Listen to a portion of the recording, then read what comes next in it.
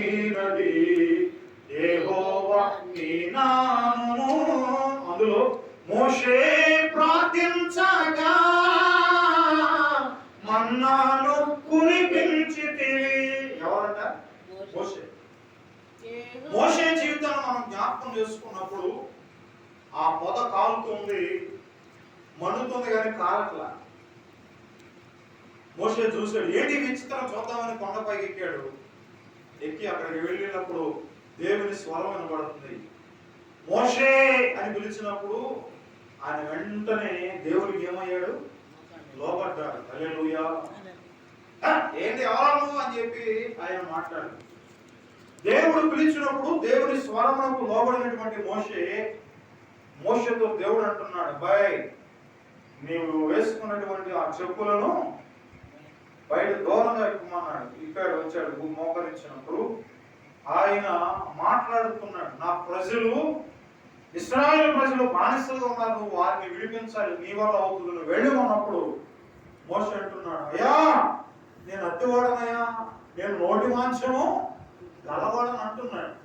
అప్పుడు అంటాడు, నీవు నోటి మాంసం గలవాడు కాదు, నేను నీతో ఉన్నా, నేను నీకు ఉన్నవాడను అను, నువ్వేమైతే మాట్లాడాలో దాన్ని నేను దేవుడికి స్తోత్రం. హల్లెలూయా. అప్పుడు మోషే ఆ ఫరో దగ్గరికి చాలా సందర్భాలు వెళ్ళాడు. వెళ్ళినప్పుడు బాగానే ఉంటున్నాడు. వెంటనే ఫరో హృదయం ఏమైపోతుంది? కఠినమైపోతుంది. అయ్యా ఈ ప్రజలను పంపించు, నా దేవుడు రమ్మంటున్నాడు పంపించమంటున్నాడు అంటే మళ్ళా కఠినమైపోయి పంపించడం చాలా సందర్భాలు జరిగినాయి. ఆ సందర్భాల్లో మోషే ఇసుకున్నాడా? ఇసుకోవాలా. మనం కూడా ఆయన సన్నిధికి వచ్చినటువంటి మనం ఆయన మాటకు లోపడాలి, ఆయన గద్దింపుకు లోపడాలి. ఆయన గద్దించాడంటే అర్థం ఏంటంటే మనం హ్యాపీ, మన బ్రతుకులని అర్థం. దేవుడికి స్తోత్రం. హల్లెలూయా. ఆయన మనం గద్దించాడంటే ఆయనలో ప్రేమ ఉంది, ఆయన ప్రేమ మనపై చూపిస్తున్నాడు. ప్రేమించేటువంటి వారిని దేవుడు గద్దిస్తూ ఉన్నాడు. హల్లెలూయా. ఆయన గద్దిస్తున్నాడు. దేవుడు ఏంటో మాకు ఇన్ని శ్రమలు పెట్టాడట, ఎంత శోధన పెట్టాడని మనం కుమిలిపోయి మనం దేవుని విమర్శిస్తాం. ఎప్పుడు ఎన్నడమో మనం దేవుని ఏం చేయకూడదు, ఆయన మనము బాగుండాలని, మనము అన్ని విషయాలు సుఖ సౌఖ్యములు కలిగి జీవించాలని, ఒక ఉన్నతమైన స్థితి కలిగి మనం ఉండాలని దేవుడు రోజు కోరుకుంటున్నాడు. హల్లెలూయా. హల్లెలూయా. మోషే ఇసిగిపోలేదండి. మోషేని తనకున్నటువంటి ఆ యొక్క విశ్వాసాన్ని పరీక్ష చేయడానికి మోషేను దేవుడు టెస్ట్ పెడుతున్నాడు. మరో హృదయం కఠినంగా అయిపోతుంది, పంపిస్తానంటాడు, మనం పంపించట్లా. దేవుడు కొన్ని తెగులు పంపిస్తున్నాడు, అప్పటికైనా మాట్లాడతాడు ఫరో అని. అయినా 10 తెగులు పంపించాడు. బైబిల్లో చూడండి, ఈ దినము ఒక వ్యక్తిని ఆయన మలుచుకోవాలంటే ఆయన అనేక రకాలైనటువంటి పరీక్షలు మనకు పెడుతూ ఉంటాడు. వాటన్నింటిలో మనం ఏం చేయాలంటే నెగ్గుతూ ఉండాలి. నెగ్గడానికి కావలసినటువంటి అవకాశాన్ని దేవుడు మనం కల్పిస్తూ ఉంటాడు. కానీ మనం వాటన్నిటిని పక్కన నెట్టేస్తాం. మనం చేసే కరెక్ట్ అనుకుంటాం, మనమే రైట్ అనుకుంటాం. అందుకని బైబిల్ ఒక మాట ఉంది కదా, నువ్వు జ్ఞానివి కదా నువ్వు ఎప్పుడు అనుకోవడానికి వీల్లేదు. నిజమైనటువంటి జ్ఞాని ఎవరు? దేవుడే. ఎవరండి? ఆయన అనంత జ్ఞాని. ఒక పాట ఉంది కదా, అనంత జ్ఞాని నీకు అల్పుడలో నాకు సహవాసమా, మహిమాన్విత నీకు మట్టినైన నాకు స్నేహమా. హల్లెలూయా. ఆయన అనంత జ్ఞాని. ఆయన మించినటువంటి జ్ఞాని ప్రపంచంలో మరెవరో లేరు. హల్లెలూయా. ఆయన జ్ఞానము మనలను ఒక ఉన్నతమైన స్థితికి తీసుకెళ్ళడానికి, కానీ ఆ స్థితిని మనం మర్చిపోయి మన ఇష్టానుసారంగా మనం జీవిస్తున్నాం. కనుక ఉదయకాల సమయంలో ఆయన అంటాడు, చూడండి, నా హృదయము గద్దింపు ఎట్లు ధృవీకరించను, ఎందుకు జరిగింది ఇలాగా అని సొలొమోను మహారాజు మాట్లాడుతున్నాడు ఈ సామెతల గ్రంథంలో. ఈ దినము నీవు నేను కూడా దేవుడు గద్దిస్తున్నప్పుడు ఆ గద్దింపుకు లోపడలేకపోతున్నామా? మనం ఆయనకు వ్యతిరేకంగా ఉంటున్నామా? అంటే అర్థం ఏంటంటే, దేవుడు గద్దిస్తున్నట్టు అర్థం ఏంటంటే, సంఘంలో దైవజనులు గద్దిస్తున్నప్పుడు, లేకపోతే నీ పెద్దవారు నీకంటే పెద్దవారైనటువంటి వారు నిన్ను మందలిస్తున్నప్పుడు, ఒకవేళ నీవు ఏదైనా పొరపాటు ఉంటే ఆ పొరపాటును బట్టే నా పెద్దవారు నన్ను గద్దిస్తున్నారు అనే ఆలోచన కలిగి నీవు వారికి ఏమవ్వాలట? లోబడితే నీకు మంచిదే. మా ఇంటి దగ్గర ఒక ఆయన ఉన్నాడు. వాళ్ళ అబ్బాయి వాళ్ళ నాన్నగారు వర్క్షాప్ లో పనిచేశాడు మా నాన్నగారితో పాటు. ఆ అబ్బాయి వాళ్ళ కొడుకు ఒకప్పుడు ఆ తండ్రి ఎంత శిక్షించేవాడు. షుగర్కి కాళ్ళు తీసేశారు ఆయనకి. తీసేసిన రోడ్డు మీద గోడ మీద కూర్చునేవాడు. కూర్చొని అరే చాలా పిలిచేవాడు. దగ్గరికి రానిచ్చి ఆ వంకి కడతో ఇక మెడ మీద పట్టుకుని లాగి పెట్టిని దిగేవాడు. ఎన్ని ఇబ్బందులు పెట్టేవాడు కొడుకుని, నానా ఇబ్బందులు పెట్టేవాడు. ఈ రోజు ఆ ఇబ్బందులు పడినటువంటి ఆ అబ్బాయి ఇప్పుడు అమెరికాలో ఉంటున్నాడు. అమెరికా వెళ్తాడు. విజయవాడలో పెద్ద చర్చి రవి ప్రకాష్ చూసారా? అంటే తండ్రి గద్దించినప్పుడు ఎప్పుడు నువ్వెందుకు నన్ను కొడతావు అని చెప్పేసి ఈ రోజులో ఒక తండ్రి గారి తల్లి గారు ఒక మాట అంటే పడరండి, వాళ్ళ మీద తిరగబడతారు. కానీ ఎవరైతే ఆయన గద్దింపుకు విసుగకుండా ఆయన మాటకు లోబడి ఆయన చెప్పినది చేస్తారో దేవుడు వారిని ఉన్నతమైన స్థితికి అంచెలంచెలుగా ఒక స్థితికి తీసుకెళ్తాడు. దేవుడు గొప్పవాడు. హల్లెలూయా. చూడండి, దేవుని యొక్క గద్దింపు ఎలా ఉంటుందంటే అది మనము బాగుపడటానికి, మనల్ని ఒక స్థాయి తీసుకెళ్ళడానికి ఆయన గద్దింపు ఉంటుంది. కనుక ఆయన గద్దించినప్పుడు మొట్టమొదటిగా మనం ఏం చేయకూడదు, విసరకూడదు. రెండోది చూసినప్పుడు ఆ సామెతలో 1:23 అంటాడు కదా, నా గద్దింపు విని తిరుగుడి. హల్లెలూయా. ఎవరి గద్దింపు విని తిరగాలి? ఎవరి గద్దింపు? దేవుని గద్దింపు. ఇదేనో మైక్ శబ్దం వినపడుతుంది. మైక్ ఆన్ చేస్తున్నప్పుడు అనౌన్స్మెంట్ చేస్తాం, అమ్మ రండి సమయం అయింది ప్రార్థన చేసుకుందాం అంటే అర్థం ఏంటంటే నీకు ఒక స్వరం వినపడుతుంది. నీ గృహంలో ఉన్నటువంటి నీకు ఆ స్వరం వినపడకుండా లేదు. అయ్యా నాకు స్వరం వినపడకుండా మైక్ శబ్దమే వినపడటం అనడానికి వీల్లేదు. నిజంగా వినపడుతుందమ్మా? వినపడుద్దా అమ్మ? మీకు వినపడుద్దా?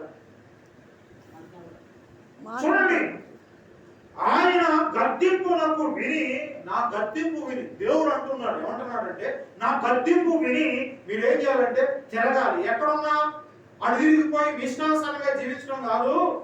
ఎటు తిరగాలి? నా వైపు తిరగాలి. ఎవరి వైపు? దేవుని వైపు. కారణం ఏంటంటే దేవుని వైపు తిరిగితేనే మనకు రక్షణ. మనస్సానుసారంగా మన సొంత డైరెక్షన్ లో ప్రయాణం చేస్తే రక్షణ లేదు. బైబిల్లో లోతు భార్య, లోతు కుటుంబం, దేవుడు అంటున్నాడు మీరు వెనక తిరగకుండా వెళ్ళిపోమన్నాడు. ఆ సొదొమ గొమొర్రా పట్టణం వైపు మీరు వెనక వైపు చూడొద్దు, మీరు ప్రయాణం చేసి ముందుకు వెళ్ళిపోమని దేవుడు చెప్తున్నాడు. అంటే అర్థం ఏంటి? ఆయన వైపు వెళ్ళమంటున్నాడు. కానీ ఈ లోక ఆశలైనటువంటి వాటి వైపు చూడొద్దని ఎప్పుడైతే దేవుడు చెప్తున్నాడో, ఏమండి వాడు ప్రయాణం సాగింది, వెళుతున్నారు. అయితే లోతు భార్య ఏం చేసిందంటే కొన్నటువంటి ఆశలు పోలా. ఏం పోలేదు? ఆశలు పోలా. వెనక తిరిగి ఎప్పుడైతే చూసిందో ఇప్పటికీ ఆ యొక్క లోతు భార్య యొక్క ఉప్పు స్తంభం ఇప్పుడు కూడా అక్కడే ఉంది. అంటే దేవుడు చెప్పిన మాట వినాలి. ఆ మాట ఎవరు చెప్పారు? మీరు వెళ్ళమని దేవుడే చెప్పాడు. నువ్వు వెళ్ళండి. వెనక తిరిగి చూడు. వెనక తిరిగి చూసామంటే నీ బ్రతుకంతా వెనకే ఉంది. కనుక దేవుడు చెప్పినటువంటి మాట వినకపోతే జరిగే పని ఏంటంటే ఉప్పు స్తంభం ఇప్పటికీ ఉన్నంత ఉప్పు స్తంభం. ఏమండి? విలువలేనటువంటి ఆ ఉప్పు స్తంభం. ఆ ఉప్పును కూడా మనము సమపాలలో తీసుకుంటేనే కూరకు రుచి. ఎంత కమ్మటి కూర తెచ్చుకొని అందులో ఉప్పు మన ఇష్టానుసారం వేసామనుకోండి, ఏమైపోతుంది? ఉప్పు కసిమైపోతుంది. లిమిట్ గా వాడాలి.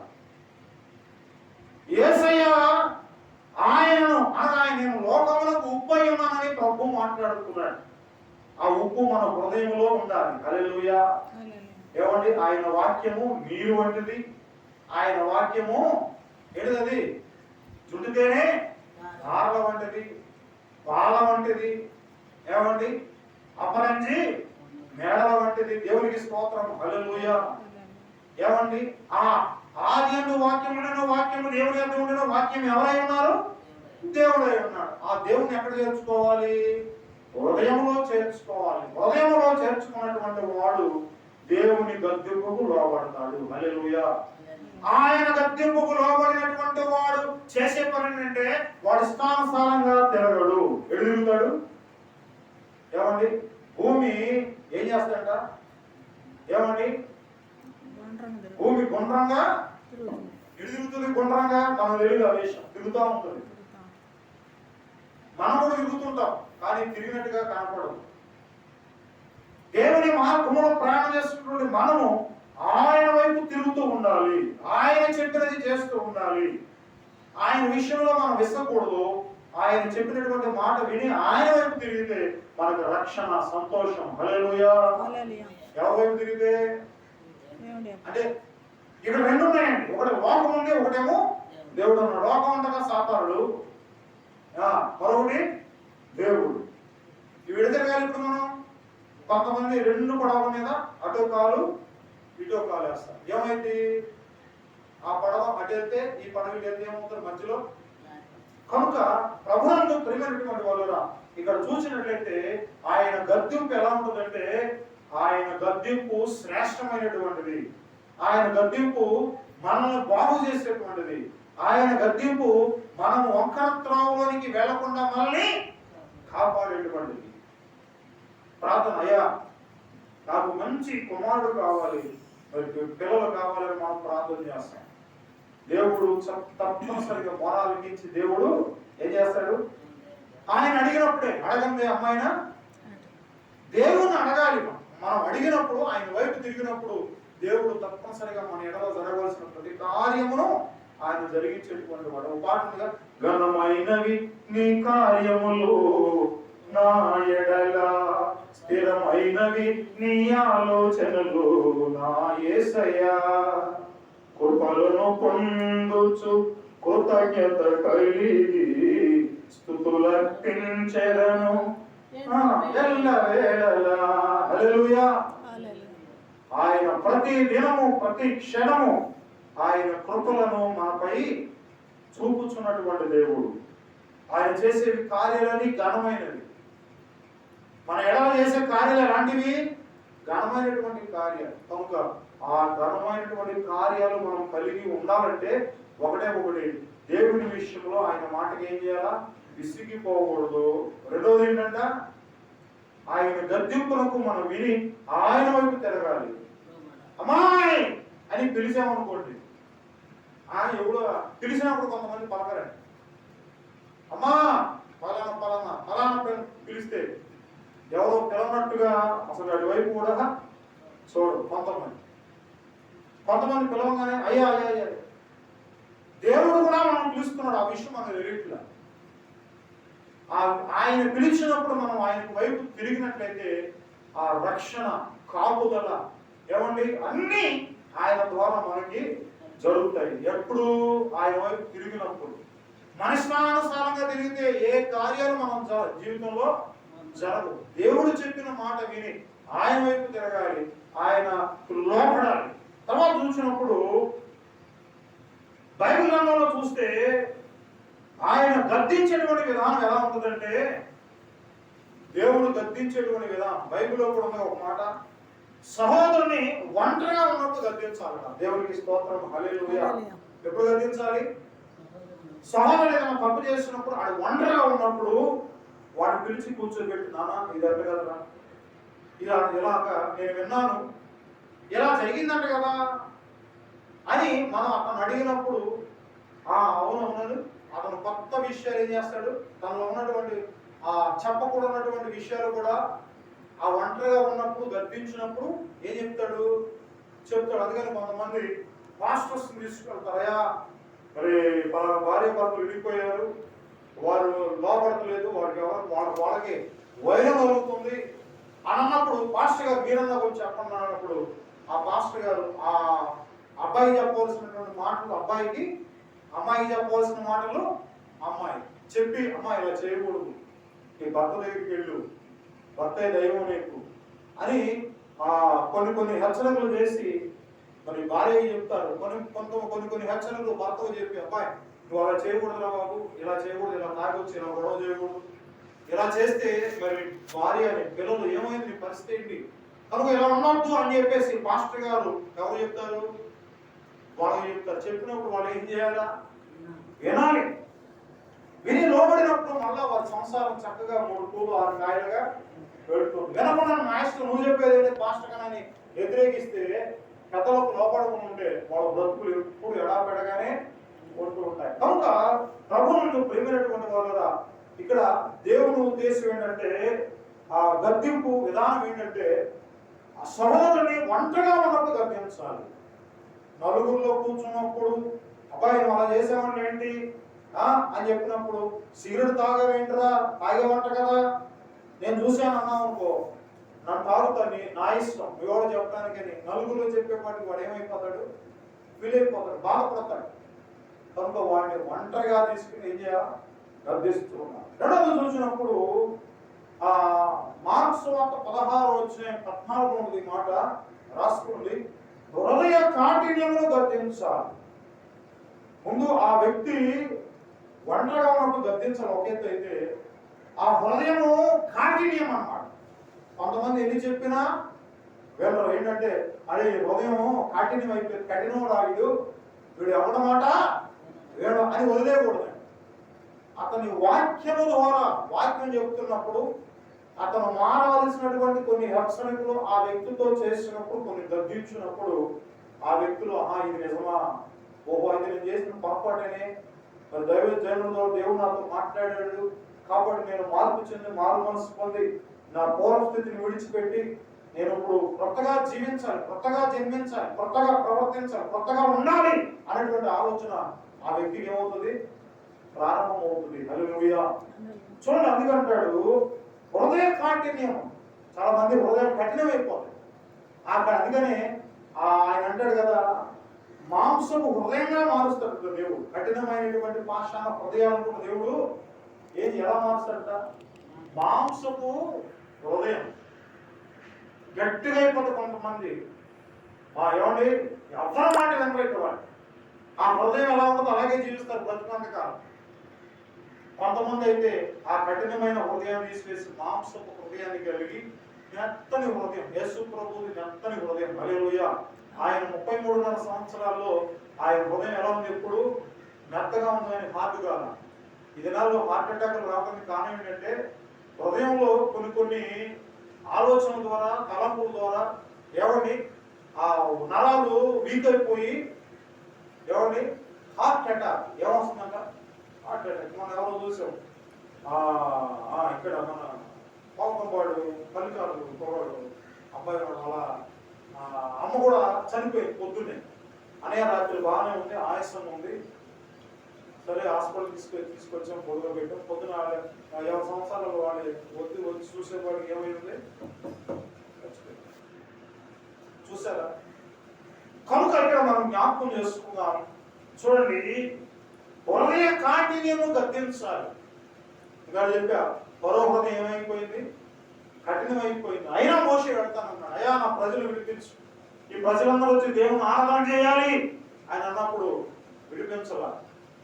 చూడు, అయినా దేవుడు అక్కడ కొన్ని తెగుళ్ళు పెట్టాడు. తెగుళ్ళ ద్వారా మరి ఫరో పంపించాడు. చివరికి ఫరో పంపిస్తున్నాడు, ఈ ప్రజలందరూ వచ్చేసారు బయటికి. ఏమండి మళ్ళా వెంటనే ఎవరు బయలుదేరారు?